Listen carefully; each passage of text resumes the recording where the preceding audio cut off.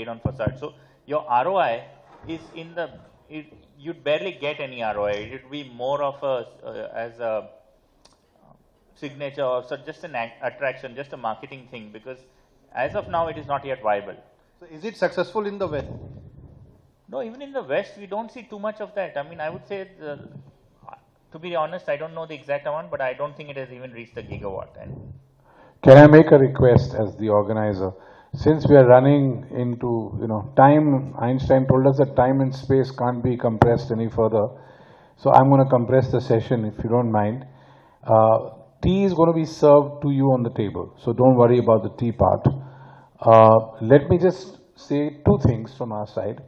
We are about to send the recommendations to the Standing Committee on Parliament. And one of the points on renewable energy which we are looking at is the fact that energy storage is completely missing from the documentation. I invite you to also look at the website of the Ministry of Power where they have put the national tariff policy upstairs, and you will find that it is missing. The second thing is, on the one hand, the national tariff policy calls about the fact that you are not going to be allowed a price increase. On the other hand, they talk about bundling of renewable energy with conventional, and that is going to hopefully make things viable.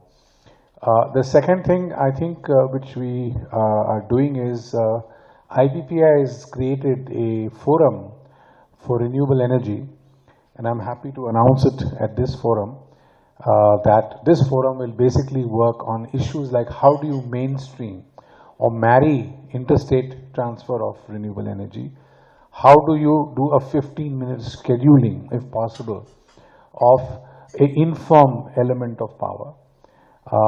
What is the role electricity distribution companies can play? Because it's impossible for me to predict when the wind will come or how much wind will come at what time.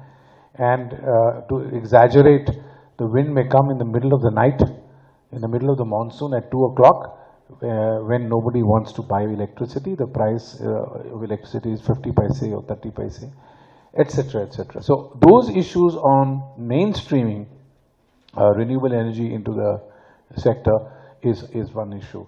Also, we are very conscious of the fact that there is a concern being expressed that you have so much of solar power or wind power coming in will lead to problems in the grid.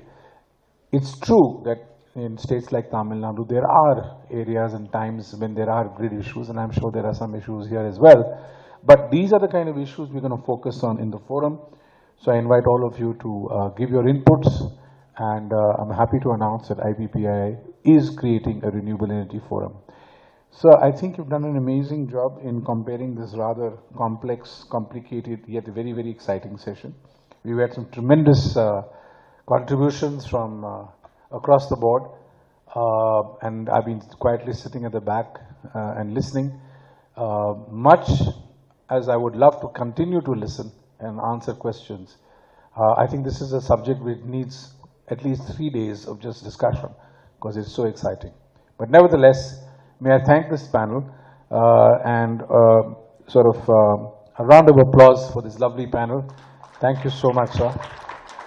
We now like to move on to, after thanking them, to the next session, which will continue immediately, and request you to please be seated as the speakers are already here, and we want to have the concluding session of this conference. However, don't forget, in case you have anything to state, anything to tell us, drop us a line, drop us an email. And being a forum, a platform, which is the oldest, by the way, we've been there since '92, we'll be very happy to take this up with the policymakers, both at the center and the states concerned. Thank you very much. A round of applause again for a fantastic panel. Thank you.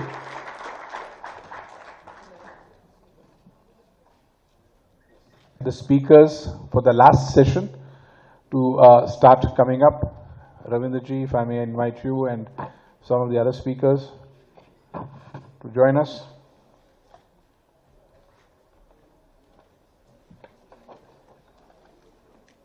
To make this a little more interesting session, I'm going to invite each of the speakers to say a few words, and then we're going to open up the floor to questions. Chairman, sir?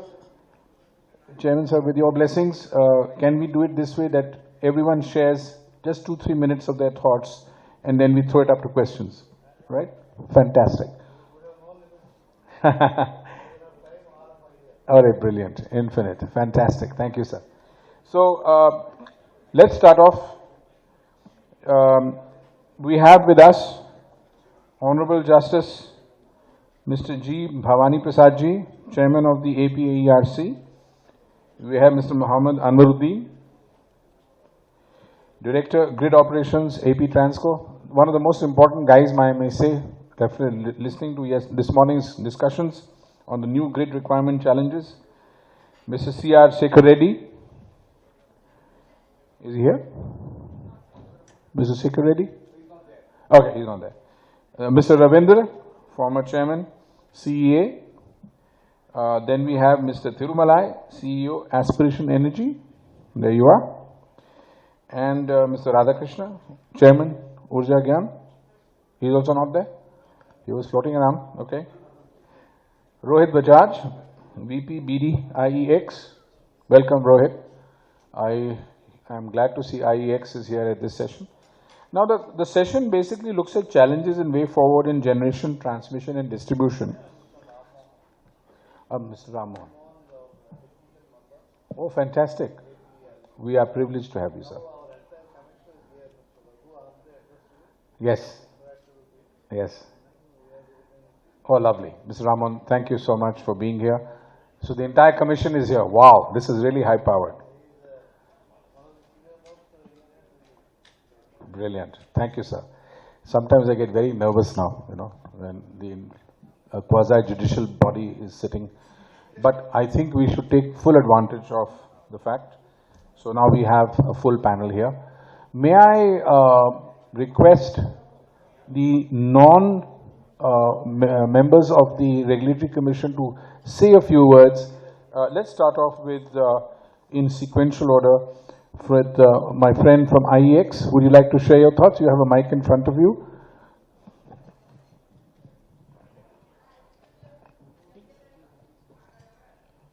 Just restrict yourself to 2-3 minutes of your comments, yeah, sure, so that we can get a flavor of things. Yeah.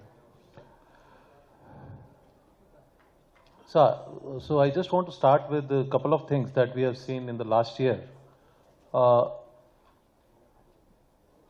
important thing is, if we look at the overall short-term market, then short-term market this year is largely been flat. Total short-term market as on date is about 100 BU units. 100 billion unit is the size of the short-term market. Over the years, we have seen tremendous growth in this sector. This overall market is increasing, and also exchange has seen great, decent growth in last 5-6 years. There are a couple of more interesting things. Hold on. Now, this is a concluding session, and we have the honorable presence of the entire commission. Yeah. So, my question to you is this, and I'm going to be a little bit of a pain, like little bit, not like Arnab Goswami, but little bit of a pain. Short-term markets means what? If I have to sign a PPA with a distribution company, which was one of the concerns that were expressed in the morning, who do I sign the PPA with? Because no distribution company wants to sign long-term because the long-term prices seem to be higher than the short-term. What is your reading? So this trend is, yes, what you are saying is correct, but this has emerged in last 3-4 years only. Earlier, historically, if we see, short-term market rates were very high, and that time case one or other bidding rates were quite decent. So with the more risk factors coming in, and recent, yes, what we have seen in the recent case one bids, it was above 5 rupees, and short-term market is comparatively low. But here we have to see that in short-term market, people are participating only on the marginal cost basis. In exchange, if we see, there are various thermal generators, they are selling their power at 2 rupees. But with 2 rupees, they are not recovering their entire cost. So this is not a sustainable thing. We need to have a long-term also, and then there is a small composition of short-term should also be there. So it is not that since the rates are come... No, point is well taken. The question to the audience again, please note, he is reinforcing what I said, last 3 to 4 years, the short-term market is thriving. And long-term PPAs are not getting signed.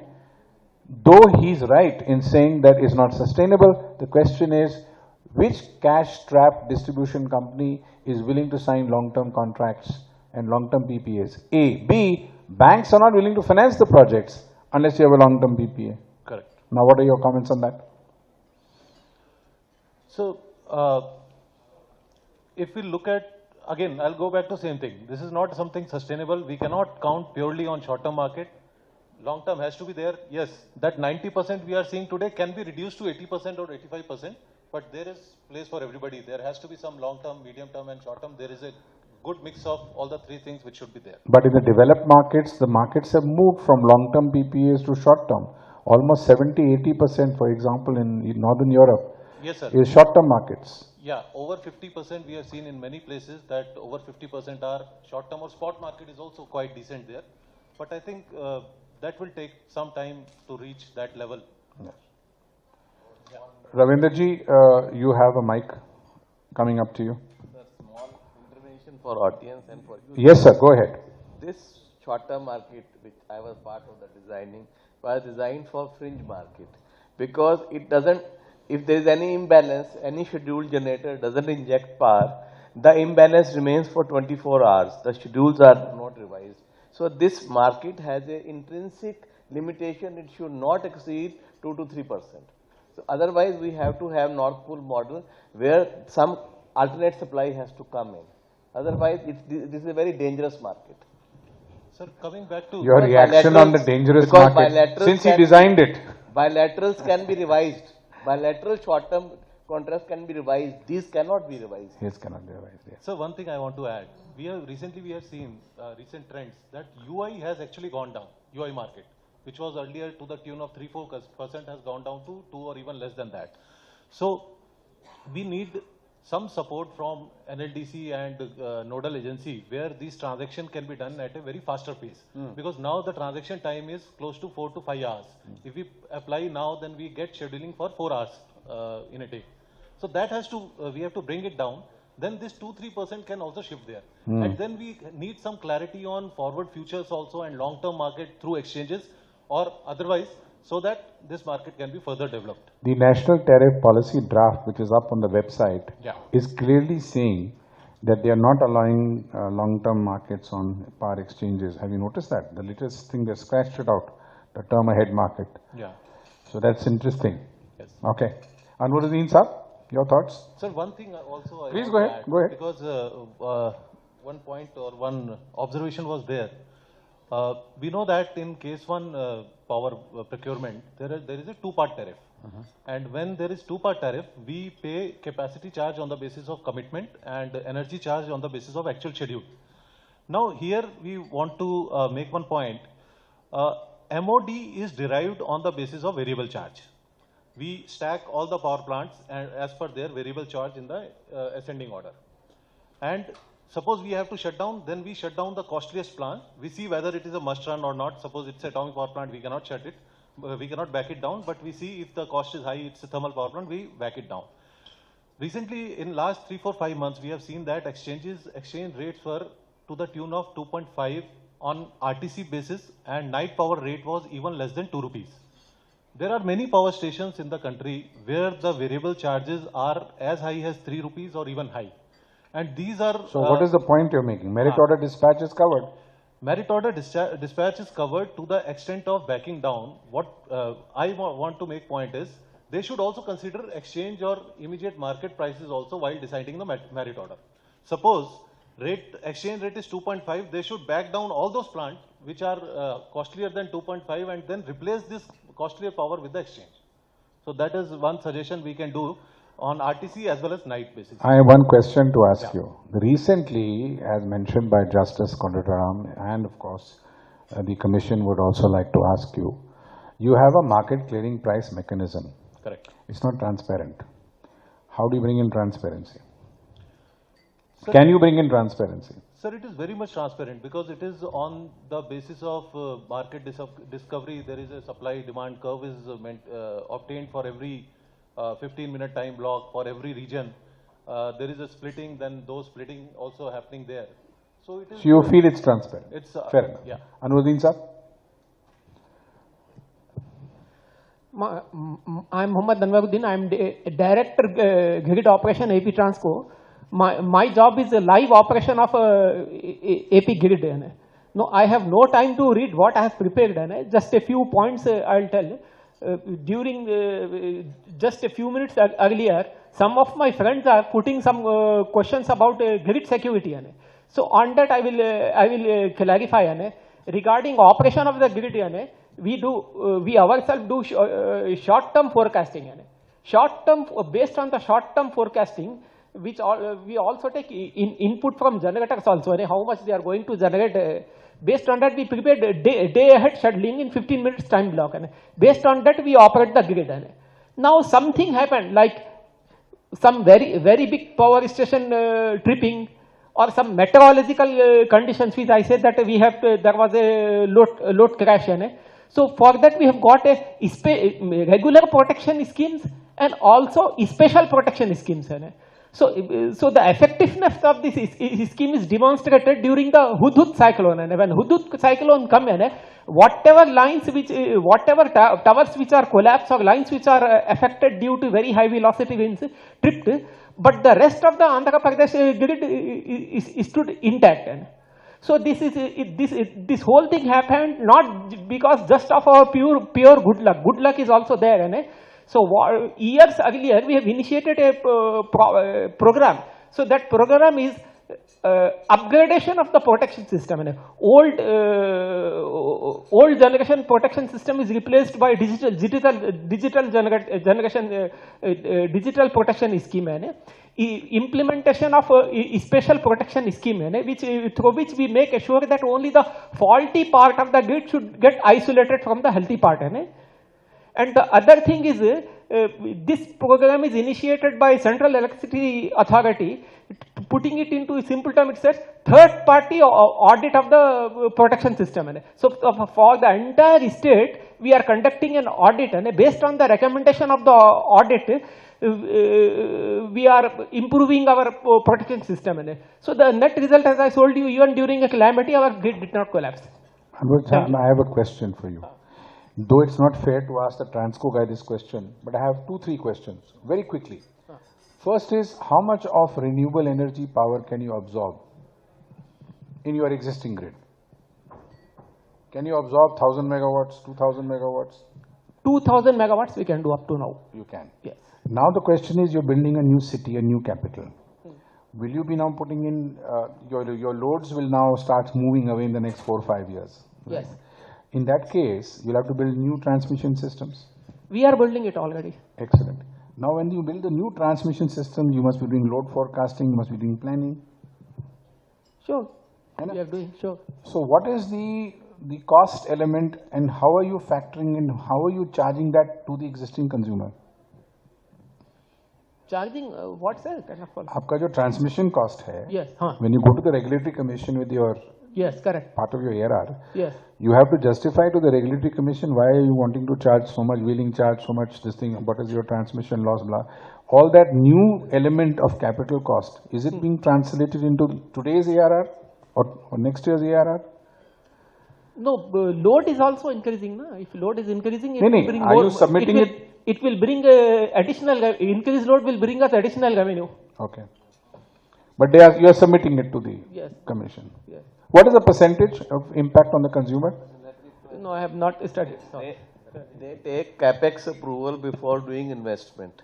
So they will go to the commission for capex approval for that transmission line for Amravati city, and after the approval implement it, they will justify it with the load demand. Commission will do the prudence and diligence of that planning, and after that he is saying that since there will be more load, so the per unit transmission cost will climb up. Will change marginally. I was trying to figure out how much that would be, because you're doing something new. You're building a new city.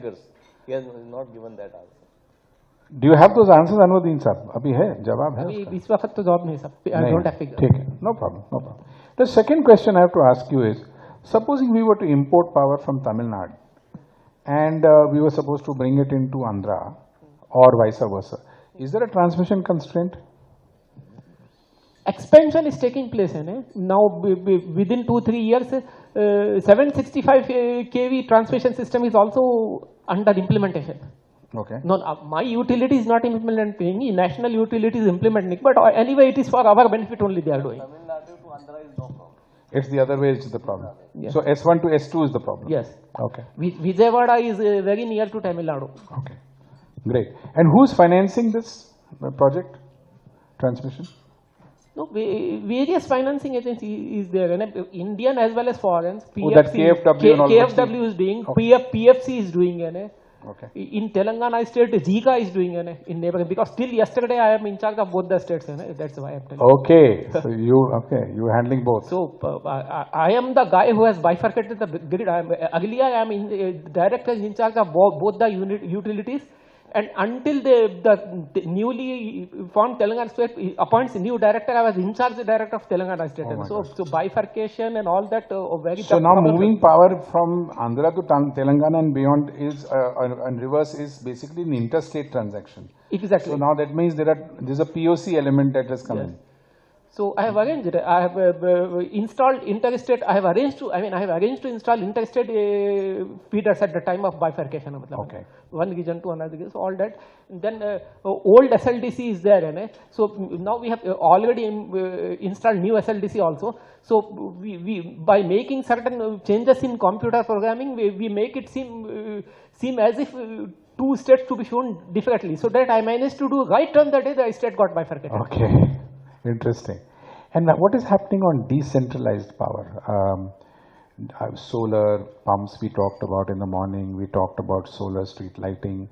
Rural electrification. Off-grid power is also there. On-grid power. Off-grid and on-grid Yes. both. Off-grid is there. On-grid is there. Your system is able to take care of it. Yes, the system is able to take care. Fantastic. Okay. Now let me ask you the last question I want to ask you. I mean, in this series of thought, now that you understand the system so well, with all this generation coming, which we have talked about, and the Energy Secretary mentioned we are surplus for power, where do you plan to sell this power? S2 is a problem. Yes. So Karnataka is one option, and that's it. You're bottled up, isn't it? Yes. You can't sell it to anyone else. No, I am afraid we have to back down. You'll have to back down. Because Okay. I am a system operator. I am not a commercial man. No, I'm So sure. system I was just operator. asking you. Yes. Good answer. Thank you, Ms. Anwaruddin. Good answer. Right. But the only good thing is within 3 years a lot of 735 kV transmission capacity will come in. So because of that we can wheel power from one region to another region. So we can export power also, we can import power also. One question I want to ask you, sir. Last one. Yes. Right. Yeah. Thank you. Question. Coming to this transmission of renewable energy, you have to schedule in 15-minute time blocks. Yes. I'm very confused. The wind doesn't come in 15-minute time blocks. No. What is your advice? How do we make sure that infirm power becomes firm power? I have spoken with my friends who are knowledgeable about wind energy. Yes. So let us keep the main source of wind energy in my state, Andhra Pradesh, is Anantapur district. So in Anantapur district there is a season. They say wind season is there. 3 months in a year, wind energy will be maximum. So we propose to appoint some experts. I mean, experts means meteorologists. So they will be based on their prediction on how the wind blows during the system. Some kind of a forecast they will make. So based on that forecast, we will prepare day schedules. That's what we propose to do. When that wind capacity increases. Very good. I'm going to share a small experience with the audience and with you, with the permission of the chair. Mr. Ravindra and I were members of a group which was working for the Ministry of Power under the advisory group of the previous government on transmission. And one of the challenges we faced in that was the fact that financing of these, Power Grid has got these high tension special corridors, and then the states complain they don't have enough funds for connecting to them, correct? My question is, do you think open access for consumers is a good idea? Because I'll tell you where I'm coming from. One of the things, and Mr. Ravindran has been chairman CEA, he'll share it with you. In the old days, everything was planned. Generator, where the generation is coming, where is the load, where is the transmission thing. Now with the delicensing of generation, nobody knows where the load is coming, A. B, the point my friend from IEX made, that there is a swing to short term to long term to short term to long term. Plus, you've added two elements of weather and, of course, technical issues. Do you think open access is a good idea? That you should give consumer a choice? And are you, is your system geared up for it? Eventually, we have to move there. But for that, only one thing we have to do. Our distribution system is not yet modernized. We have to, before doing that, we have to make a very reliable distribution system. And then only we can go for it. You feel that distribution system is not up to date as of now. It is not comparable to Western. We have to greatly first. But Anwaruddin sir, now the latest amendments to the Act, they are going to make your entire distribution system a wires business. Yes. So you will be the boss for distribution also. Yes. So I am anticipating a question which I will ask 1 year from now. Yes. So once the distribution system is modernized, then it is practically possible to implement open access system. What is the difficulty? If someone wants to buy power from somebody, what is the difficulty? Not if we are already undivided. Andhra Pradesh is the first state to effectively implement open access. Already we are doing it. So through displacement you can... For medium voltage and high voltage already we are doing it. Yes. For low voltage, I said if you want to go for that, we have to improve the low voltage distribution system. Fair enough. So no problem. Medium means 33 kV, 11 kV like that. And so 1 megawatt and above you can give open access even now? Yes. Even we are doing it already. It's understood. On a regular basis, we are doing it, no problem. Statistics will be maybe. But then you are also asking for cross-subsidy surcharge? Now you're going to be in charge of distribution also, remember that? Yes, correct. You're going to be in charge of that also, na? Yes. No. Under this content and carriage separation, yes. The person who's handling the transco will become disco. Distribution is separate from transport, that is the thing. Sir, it is going to go away, na? With the new act. Yes. Content and carriage separation. Yes. Wires business will be right up till the doorstep of the consumer. Yes, correct. So what are your thoughts on that? No, right now I have no answer. Thank you. Okay. Fair point. I think so. Fair. Mr. Tirumala, you want to say a few words before we get Mr. Ravindran in, and then of course we'll request. Yeah. First of all, thanks IPPAI for inviting me to join. Other than Jaideep from STFI's comments, all the others were in line with electricity. We are kind of a misfit, but we are a big fit here as well. It's two sides of the same coin. Why are you a misfit and a fit? Right. Because I'm getting a fit thinking something is wrong. Beautiful. Now, the misfit part is coming because most of these issues that you're talking about, grid integration and distribution losses and all of that is about generating electricity at a different place and consuming electricity at a different place. Even when you're talking about grid integrated decentralized plants on the rooftops of consumers, you're talking about integrating with the grid. What that means is you're saying solar is an informed power. I'm going to integrate with the grid. Either, like one of the speakers mentioned, use grid as a battery to store the excess energy, or use it as a battery to supply the extra demand that I may have. Now, what we talk about is off-grid. Hold on. This is very important. See, you said to use the grid as an energy storage device. As well as the energy supplement. I'm on the storage part. Right. I think you should make a strong representation to the government, both at the state and the central level. Energy storage is missing from the Act. Right, that's very true. It is missing from the revised modifications of the Act. Correct, also. correct. Now my question is this, and I hope, Chairman sir, with your permission, we'll just wait for a minute, it's a very important point.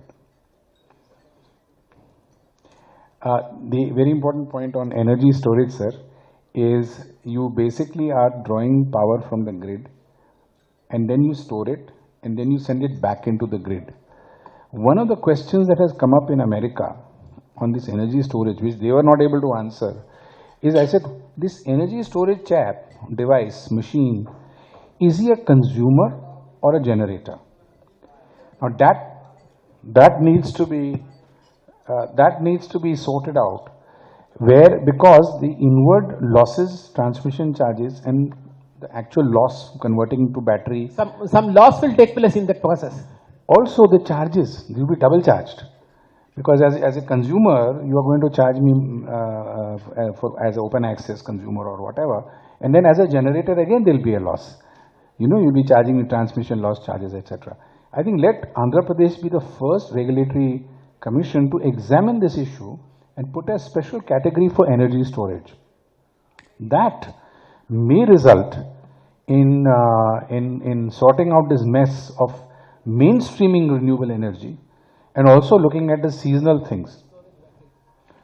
Storage, battery, hydro, whatever you want, So I think that was something I thought. Go ahead, sir. Right.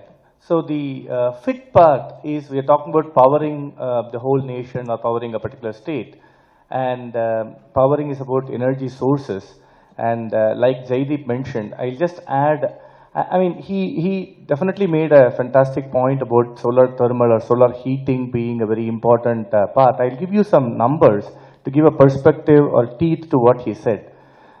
Today, as on 2014, give or take a couple of gigawatt, the total installed solar capacity across the world is 175 gigawatt. 175, give or take 5-10% here and there.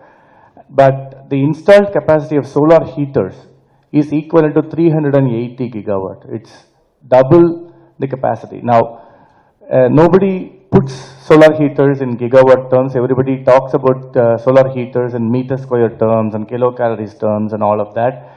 IEA has taken the pain of converting meter square into kilowatt, and I have taken that reference to convert all the meter squares installed in the world. When you convert it to gigawatt, it is double the capacity, solar heaters. Now, out of these solar heaters, now the in Indian scenario, let's take the Indian scenario. Hold on. What's your point on that? Do you want solar heaters to be considered as renewable energy? Exactly. Bottom line pe aao boss, seedha bolo na. I'm coming to that. The commission to consider what is the business. Absolutely. So I would like I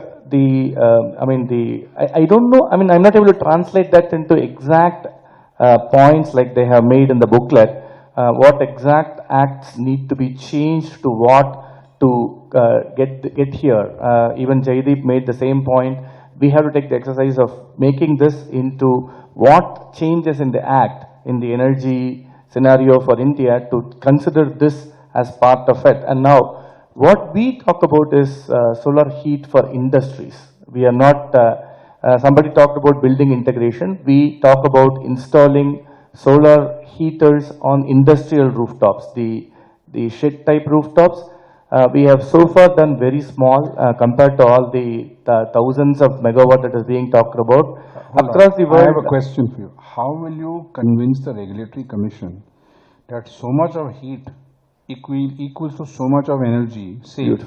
Beautiful question. That is my question, because the regulatory commission wants to know if you are saying that you're doing something which he has to give you. I'm very happy you have gotten to the bottom line. This morning somebody was talking about why are you talking in terms of BTU and all of that. It's just a question of conversion.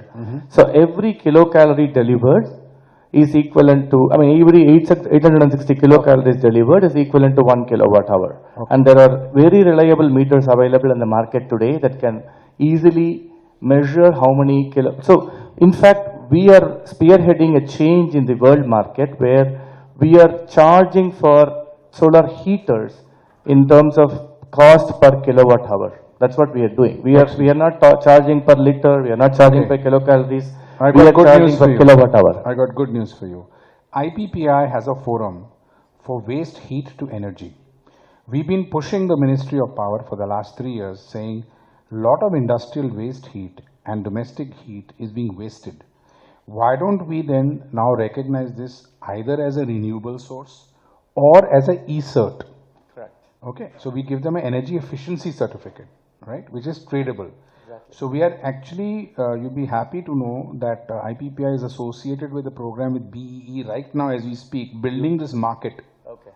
So you're in good shape because we are designing it where the credits that the Honorable Commission gives you will be tradable Beautiful. in a marketplace. Beautiful. Unfortunately, the BEE is not allowing us to do a general market. They are only allowing the 714 PAT constituents to go into that. Okay. But we are designing it, and we are hopefully going to come out and meet your I'll concern. be happy to interact with you to standardize the meters and making this kilowatt hour Excellent. meters as standard as electricity meters are. We are working, there are programs including SOPRO, which is part of GIZ and all of that. They are also working on standardizing the meters to make sure that the kilowatt hour delivered in heat is measurable The like last thing electricity. I want to add is the national tariff policy talks about waste to energy. I think we need to rechange that waste to waste heat into be included. This is solar heat. This is No. generation also. Heat. Yeah, heat. Heat. Yeah, we have to include heat, not Yeah, just waste heat. Not just heat, yeah. And that, Not and, just waste heat. and that heat can be used in rooftops for air conditioning. It can be used for power generation Yes. using an organic Yes. Rankine cycle. Yes. All that can be done. Yes. Perfect. Brilliant. Ravinderji, it's your turn now. Thank you. To those of you who don't know Mr. Ravinder, he was in the CERC for a number of years. Then he was chairman of the Central Electricity Authority before he retired. And for us in IPPI, he's a great resource because he knows each and every transmission line in this country. He's designed the systems. He knows the generation story. He's worked on the planning side. Great resource. Mr. Ravinder. Sir, thank you. I'll take this opportunity to address my address on the Honorable APRC Commission, who all of them are here. That first thing is, sir, there is a great opportunity in terms of interstate transmission, which is there in the paper here in the booklet with you, that although there is a lot of constraint to bring power to south from the rest of India, but if you follow it up in a couple of years, things will open up. So it needs monitoring and follow-up at AP Transco level with the CEA. And those lines are, one is from Varda to Hyderabad and then going to Andhra, to Chilikputra or some place, 765 kV double circuit, which is already ordered by Power Grid, under implementation. It took a lot of time. Power Grid was very slow and kindly push them, monitor them on monthly, quarterly basis. And because it will benefit both Telangana and Andhra. And then there is another parallel line, Varora to Warangal, again to Andhra, same place. With 4 circuits of 765 kV means, and then on the western side, Varda, Varoda, Raipur, Chhattisgarh, Odisha, very strong grid 765 kV. Downlight also Badugiri and Thiruvallam and very good drawl anchoring. So easily 6,000 megawatt power can come in. So, and if That's you have, including Andhra and Telangana. yes. Okay. 4 corridors plus the other corridor which is coming from Angul to Sirikakulam to Vemangiri to Kadapa to Chirikpata and Nellore. That corridor, that Vemangiri strengthening scheme, yes. So with that, that is the trunk route of Andhra Pradesh, starting from Sirikakulam and getting out to Madhugiri to Karnataka. Double circuit 765. With so much of interstate being built, please take advantage. Either you set up a pit head power plant here or ask AP Genco to go to the coal mine, get it allotted, set up the plant there and transmit power. So please don't bring coal to Andhra Pradesh. Or buy power from the existing plants and have a PPA. Whatever suits you. This is a base load plant. It will be required, notwithstanding all ambitious renewable programs. That is number 1 point. Second point is, sir, gas.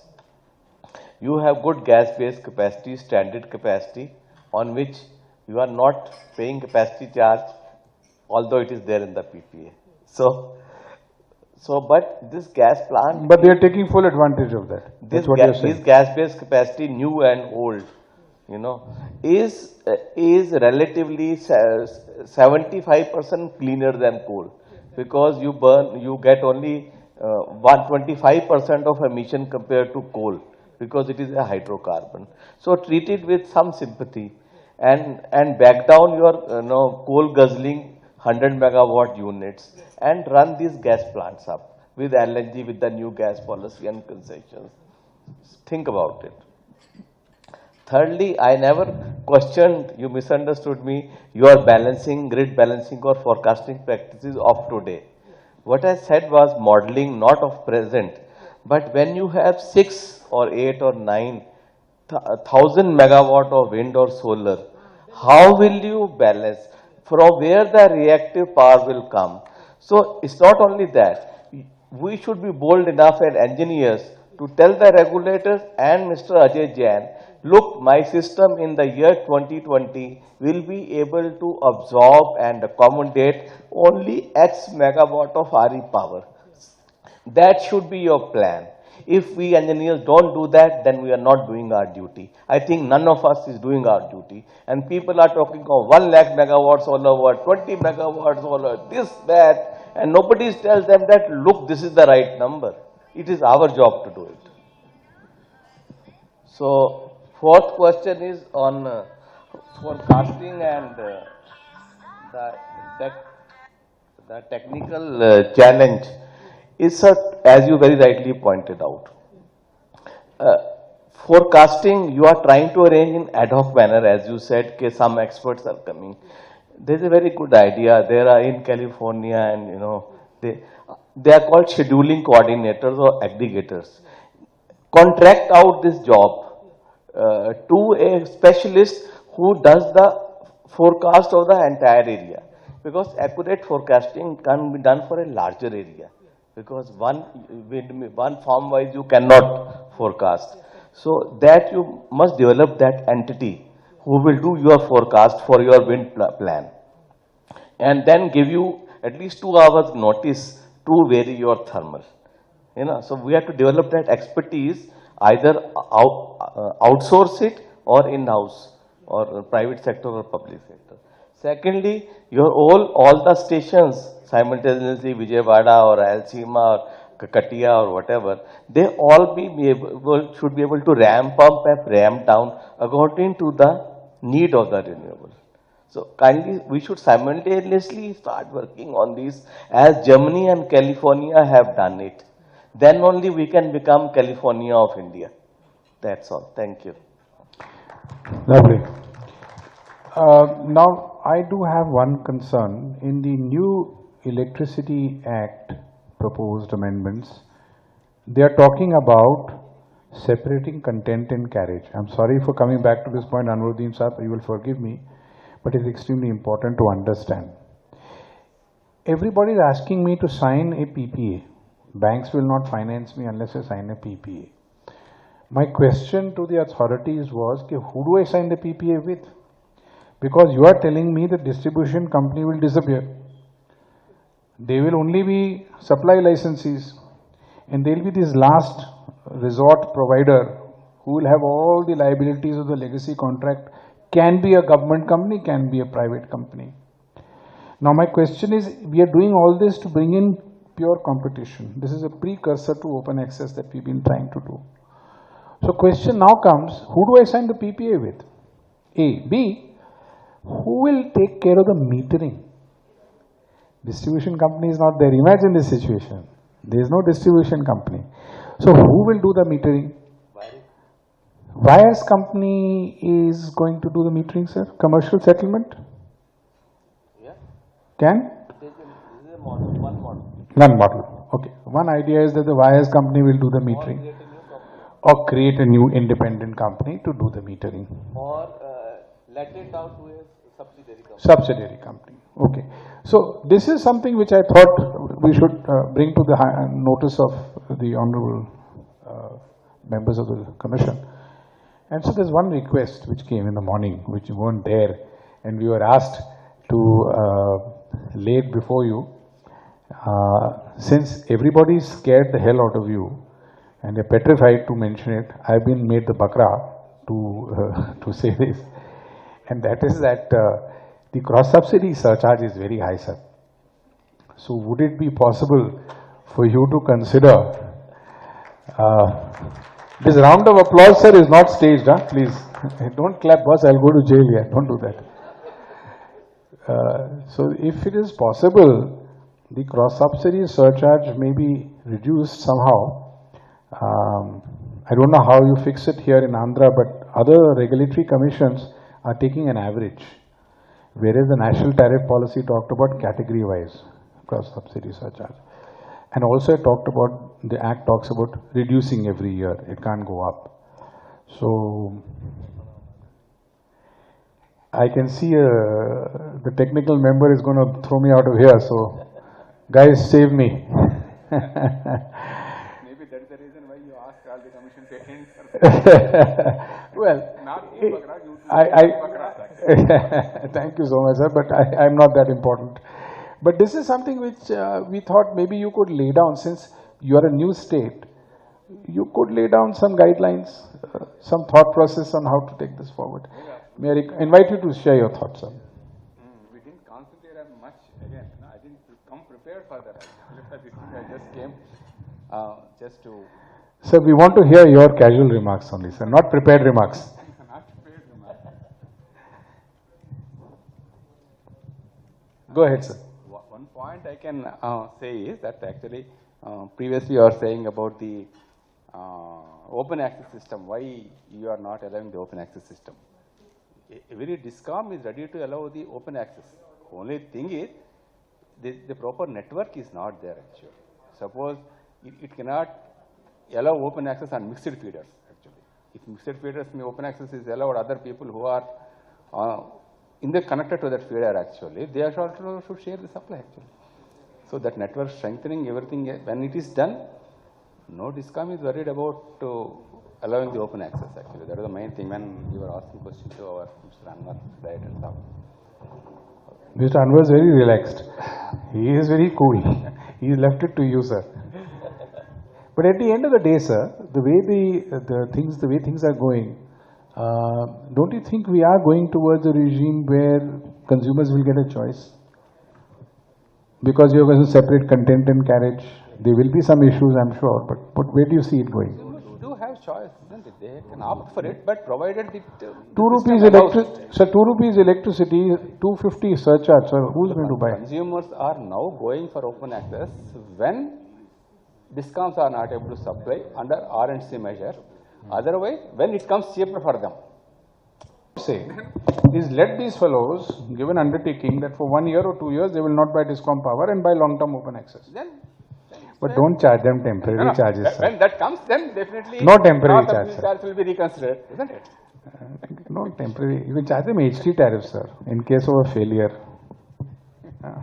Anyway, Mr. Bhavani, sir, I've got some questions.